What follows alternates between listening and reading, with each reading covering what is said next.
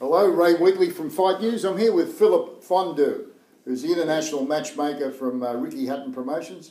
How are you, Philip? I'm very well, thank you. I'm pleased to be in Australia. Yeah, we're here in Sydney, Australia at the moment. Philip, you look after the interests, Hatton Promotions looks after the interests of 3 Australian boxers. World heavyweight contender is Lucas Big Daddy Brown. Yeah.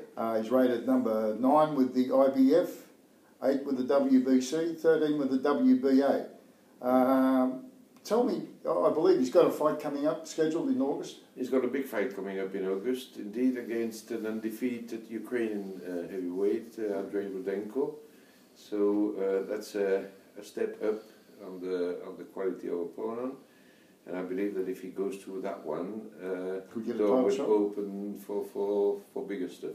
So Ruslan Shagayev won the WBA regular heavyweight title last night. I've seen that last night. So maybe he's an option? He's also certainly an option, because we do that fight on the 1st of August for the WBA Intercontinental title. Right. So hopefully that should put him in a strong position for Shagayev. Now, of course, Lucas Brown is not very sought after by the opponents because he's a big puncher himself. Yeah, right. So we try to put Lucas into contention for being a mandatory. I'm with you. And you've had him he's had wins over Richard Towers, Travis Walker. Yeah. Travis Walker, Bohelli. Yeah. Also, that's where he won the Commonwealth title. James Toney. James Toney. And it certainly give him, he's shown himself to be, know his way around the ring. He's doing very well at the moment. Yeah, he's a tremendous puncher, definitely. His experience as an amateur fighter is very limited, but he's now trained by Jeff Fenech, which should give him in a good, Jeff's trained many shape, good position. Yeah. And I've got a lot of hope that he's going to make it to the top. Good. Now you also look after 2 Olympians, Australian Olympians that appeared in the London Olympics. Cameron Hammond, who fought on Saturday night and won against Alfredo Blanco. Blanco. From South America, from Argentina. And that was an impressive performance.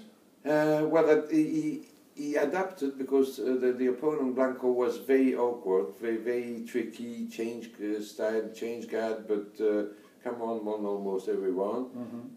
He figured out the way that this kid was tricky.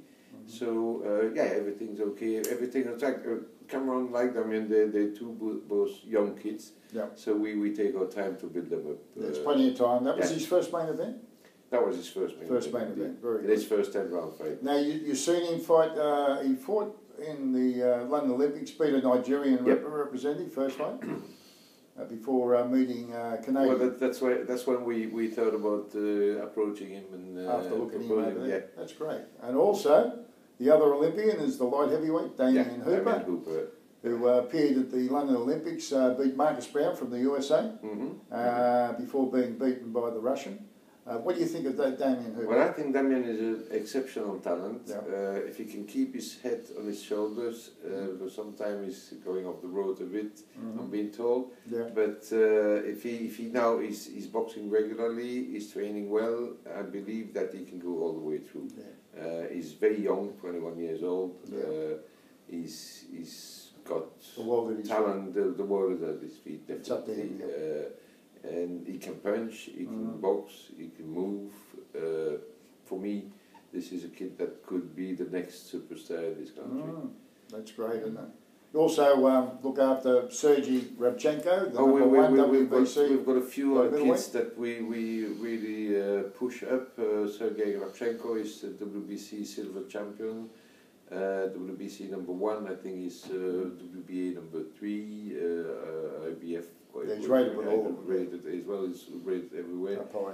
And we are looking at different options for the moment, because in the position he is, well, taking into consideration that Mayweather is not relinquished yet the 154 pounds, he's keeping the 2 belts, and you cannot dictate Mayweather what to do.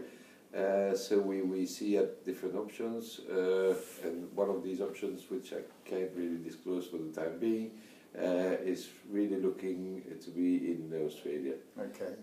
That's one thing, and then we've got also a very good bantamweight, the European bantamweight champion, Zanat Zakyanov, who's now ranked number 2 in the WBC, and you know the title is vacant now because Paul Butler relinquished the bantamweight title, which he just won. So I think also we've got a few options there. And I would like to get Zanat boxing on an undercard here, or co-main event, against maybe one of you kids. There's one kid who's doing, I don't remember his name, bantamweight, who does the Australian bantamweight championship. He's got a good record. He fought in... Not Mackenzie. No, he fought in bantamweight. He fought in England, and he lost against Kid Galahad, who's really world class. But I know that he's defending his he's boxing for the bantamweight title in Australia early August. And I'm thinking of matching Zakyanov against him for a regional title either the IBF, the WBA, the WBC or something to raise his profile in Australia. Well, thank you very much for that, Philip. You're more than welcome. All the best, mate.